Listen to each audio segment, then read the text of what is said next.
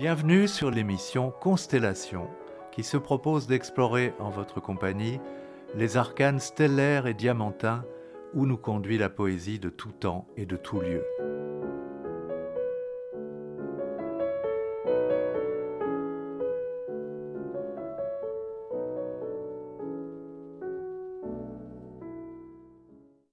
Bonjour, vous êtes bien en direct à l'écoute de l'émission Constellation. Une première émission consacrée au poète Rainer Maria Rilke l'avait trop peu souligné, voire même pas du tout. Il faut des fils d'Ariane pour pénétrer cet univers poétique particulièrement envoûtant et particulièrement complexe, surtout lorsque l'on aborde les deux grands ensembles que constituent les sonnets à Orphée et les élégies de Douino. Un premier fil d'Ariane est à saisir à l'aide d'un fragment des souvenirs de la princesse Marie de la Tour et Taxis, au château de laquelle naquit le projet des élégies. Ce château fortifié de Douino qui surplombe le golfe de Trieste en mer Adriatique. Le poète, écrit-elle, tracassé par la réponse à donner à une lettre d'affaires, était descendu sur les bastions du château par un sentier dominant la mer d'une 60aine de mètres, la mer écumante qui étincelait au grand soleil sous un vent violent. Soudain, au milieu de ses pensées, il lui sembla entendre dans la tempête une voix qui disait « Qui donc, si je criais, parmi les cohortes des anges, m'entendrait ?» Rilke aurait alors noté sur son calepin ces mots, les premiers de ce qui allait être la première élégie, ainsi que quelques vers venus spontanément. Il savait que le Dieu avait parlé. Et le soir même, la première élégie était écrite.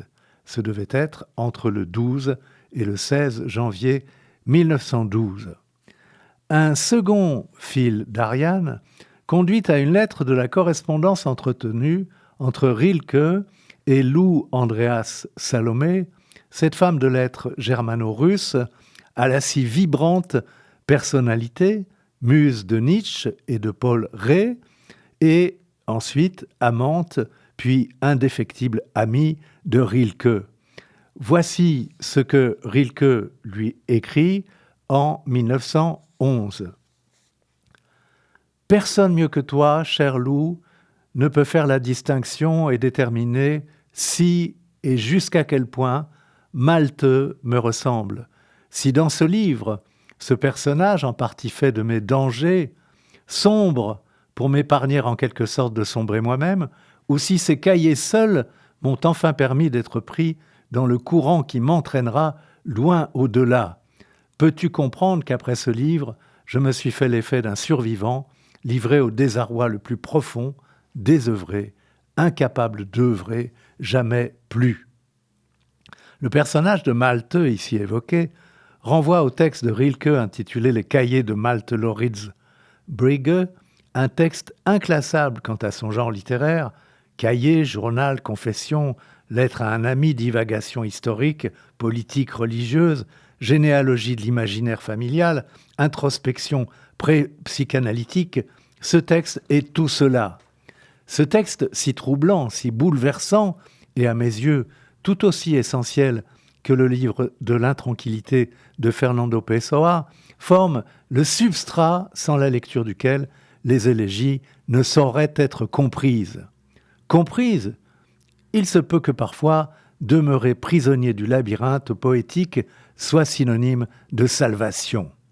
Car un autre fil d'Ariane, et en somme, il y en a autant que dans la plus dessinée des toiles arachnéennes, et ce ne sera donc pas le dernier possible, un autre fil est apporté par le philosophe Martin Heidegger dans un court essai intitulé « Pourquoi des poètes ?», premier fragment d'un vers d'une élégie de Hölderlin, « Pourquoi des poètes en temps de détresse ?» Voici ce que Heidegger affirme. Pour une interprétation globale des élégies et des sonnets, nous sommes non seulement non préparés, mais encore non qualifiés. Et cela parce que la région de déploiement d'un dialogue entre la poésie et la pensée ne peut être éclairée, atteinte et pensée, qu'à une allure lente et patiente. Qui voudrait, de nos jours, prétendre séjourner familièrement aussi bien dans la nature véritable de la poésie que dans celle de la pensée, et être en outre assez fort pour faire entrer l'essence intime des deux en l'extrême discorde, pour fonder ainsi la concorde de leur accord. En somme, les deux apostrophes se conjuguent et se font écho. L'apostrophe « Pourquoi des poètes en temps de détresse ?» et puis l'apostrophe que je citais tout à l'heure, le premier vers de la première élégie, qui donc, si je criais, parmi les cohortes des anges, m'entendrait. Enfin, avant de lire l'une des deux élégies, la 9e, je voudrais citer 2 autres extraits de lettres écrites par Rilke et qui pourront fournir des pistes aux lecteurs curieux d'arpenter le maquis des élégies et leur brouillon, puisque leur saisie ne se peut sans les correspondances, les ramifications, les thématiques que chacune d'elles entretient avec toutes les autres, comme en un flamboyant arbre de Jessé. Je cite le premier extrait d'une lettre écrite par Rilke. Souvent, je vous ai déjà laissé entendre qu'une seule ambition dominait de plus en plus mon travail et ma vie, corriger partout les vieux refoulements qui nous ont dérobé et aliéné peu à peu les secrets dont nous pourrions vivre dans une plénitude sans fin. Le terrible a effrayé, épouvanté les hommes, mais n'y a-t-il rien de doux ou d'admirable qui ne porte par moments ce masque-là du terrible ? La vie même, et nous ne connaissons rien qu'elle, n'est-elle pas terrible ? Celui qui n'adhère pas, qui n'applaudit pas une fois de la façon la plus résolue à ce que la vie a de terrible, n'entrera jamais en possession des indicibles pleins pouvoirs de notre existence, il restera en marge, il n'aura été au jour décisif ni un vivant, ni un mort. Manifester l'identité du terrible et du radieux, de ces deux visages d'une même tête divine, de cet unique visage qui ne se divise que selon la distance ou les dispositions de qui le regarde, telle est l'idée, tel est le sens essentiel de mes 2 livres, dont l'un, les sonnets à Orphée, est déjà entre vos bienveillantes mains. Et puis, cet autre extrait d'une autre lettre. Notre tâche est d'imprimer en nous cette terre provisoire et caduque si profondément, si douloureusement et si passionnément que son essence ressuscite invisible en nous.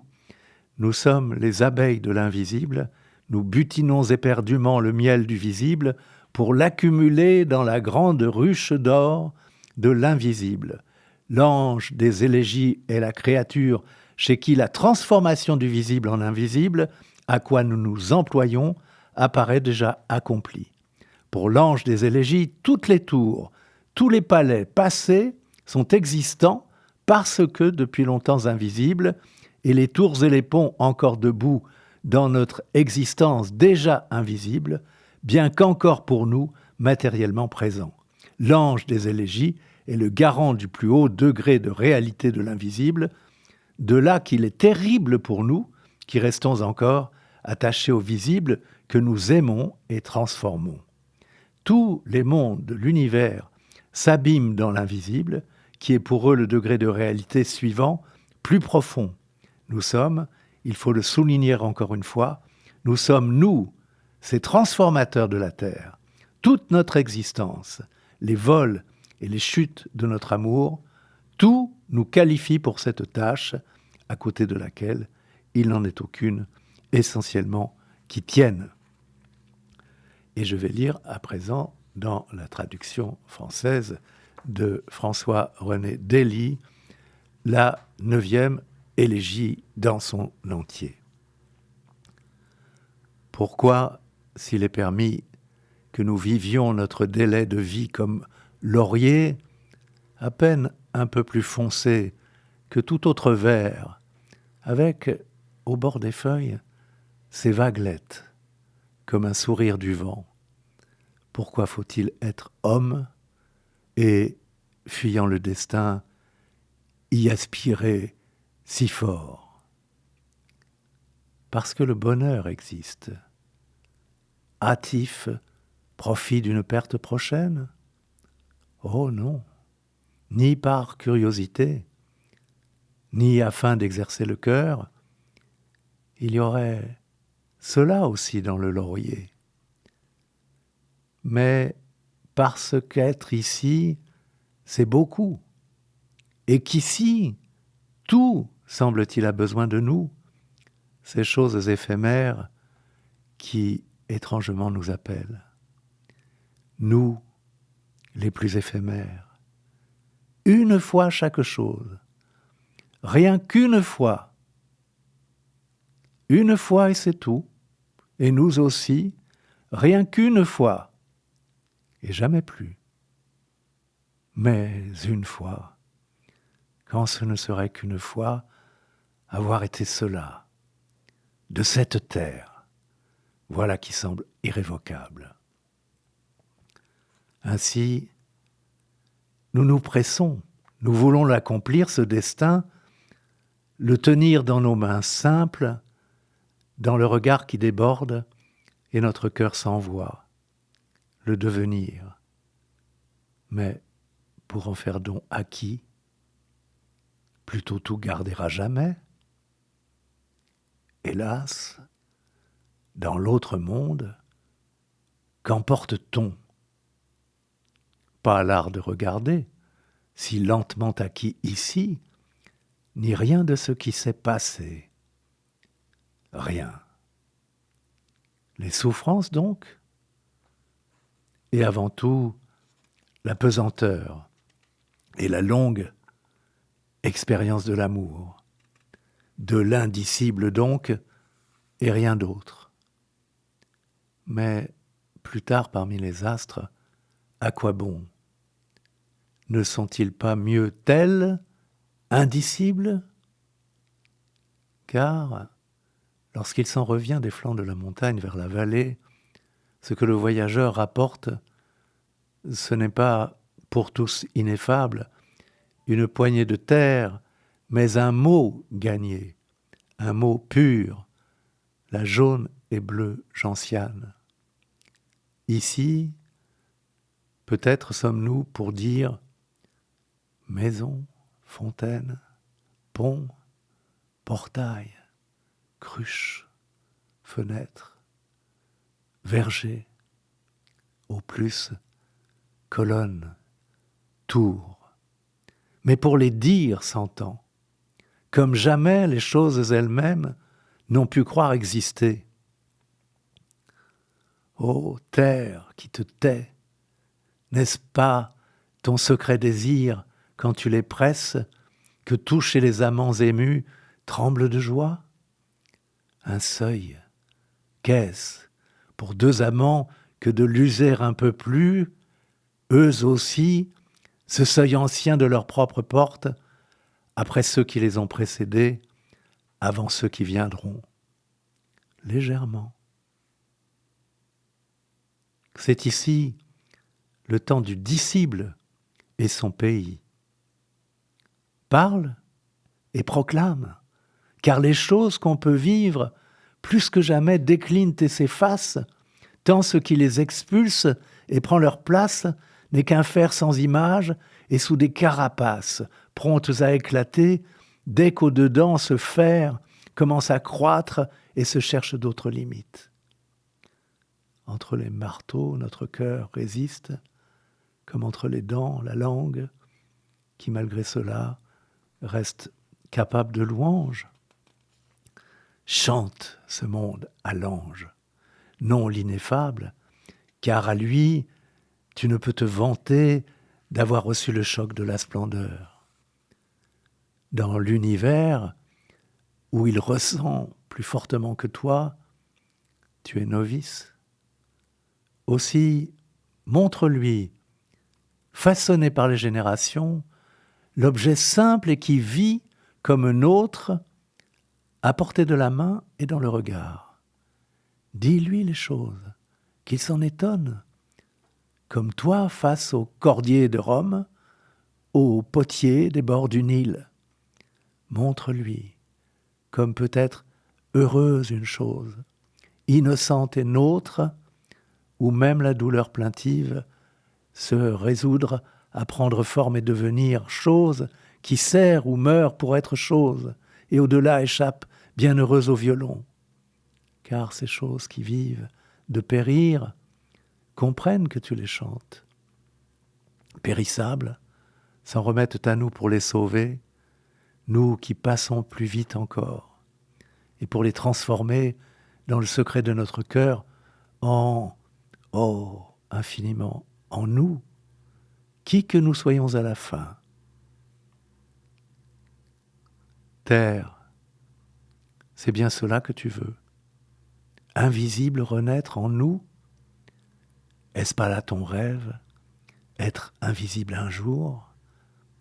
Terre, invisible, et la métamorphose, ta mission la plus pressante?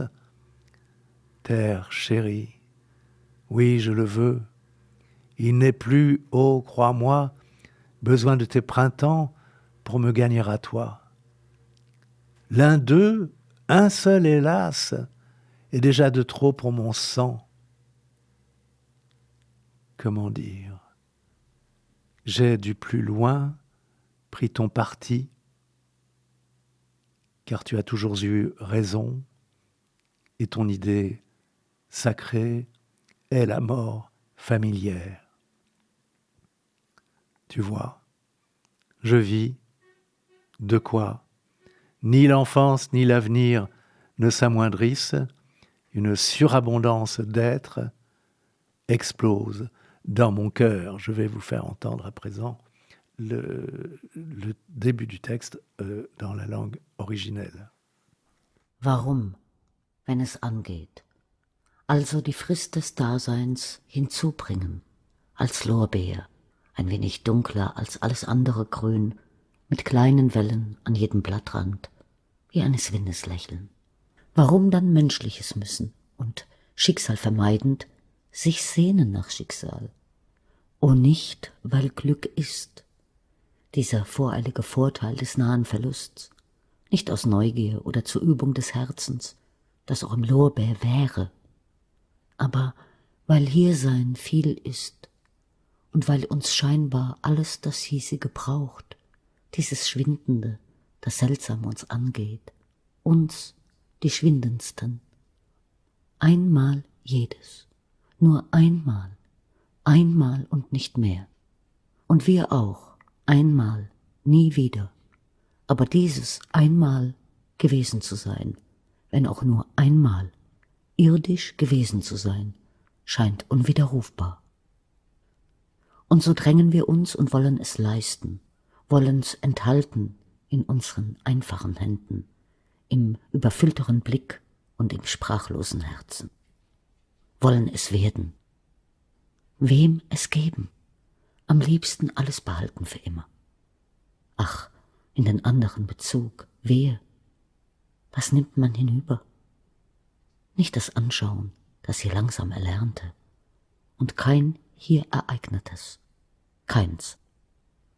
Also die Schmerzen, also vor allem das Schwersein, also der Liebe lange Erfahrung, also lauter Unsägliches. Aber später, unter den Sternen, was soll's? Die sind besser unsäglich. Bringt doch der Wanderer auch vom Hange des Bergrands nicht eine Handvoll Erde ins Tal, die allen Unsägliche, sondern ein erworbenes Wort, reines, den gelben und blauen Enzian. Sind wir vielleicht hier, um zu sagen, Haus, Brücke, Brunnen, Tor, Krug, Obstbaum, Fenster, höchstens Säule, Turm. Aber zu sagen, versteh's. Et je voudrais lire le long début de la première élégie. Qui donc, si je criais, parmi les cohortes des anges, m'entendrait, à supposer même que l'un d'eux me serre soudain sur son cœur, je périrais brisé par son existence plus forte. Car le beau n'est que le premier degré du terrible, à peine encore supportable. Et si nous l'admirons tant, c'est qu'impassible, il dédaigne de nous détruire. Oui, tout ange est terrible. Aussi, je me contiens et refoule l'appel d'un noir sanglot. Chez qui pourrions-nous donc, hélas, chercher secours? Chez les anges? Chez les humains? Non pas. Et les bêtes voient bien dans leur sagesse que nous ne nous sentons guère assurés d'être chez nous dans ce monde bien défini. Il nous reste peut-être, sur quelques pentes, un arbre à revoir chaque jour. Il nous reste la rue d'hier, l'attachement douillet à quelque habitude qui se plaisait chez nous, ne changea pas et prit racine. Oh, et la nuit, quand le vent plein des espaces du monde nous ronge le visage, à qui resterait-elle pas tant désirée, tendrement décevante, épreuve pour le cœur solitaire? Aux amants peut-elle être plus légère? Ils ne font, hélas, que se cacher l'un à l'autre leur sort. Ne le savais-tu pas encore? Largue le vide hors de tes bras, vers les espaces ouverts à notre souffle, et les oiseaux peut-être sentiront d'un vol plus intime l'air plus vaste.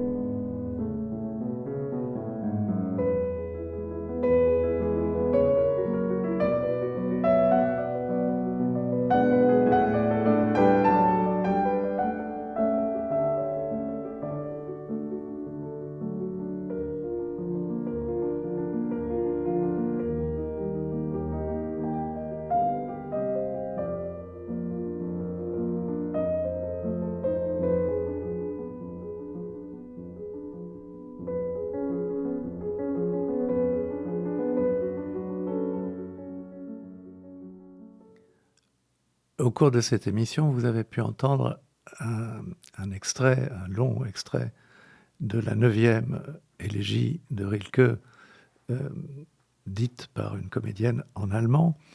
Je voulais faire cela parce que, par exemple, Vladimir Jankélévitch, un autre philosophe, a voulu, au lendemain de la guerre, ne plus jamais ouvrir un texte écrit en allemand, ni même ne plus jamais écouter un compositeur allemand. On peut comprendre pourquoi, mais bon, moi je tiens par-dessus tout à faire entendre la musicalité de la langue allemande. Et puis aussi la musique allemande, puisque vous avez pu entendre l'Andante sostenuto de la 21e sonate de Schubert, Deutsch 960.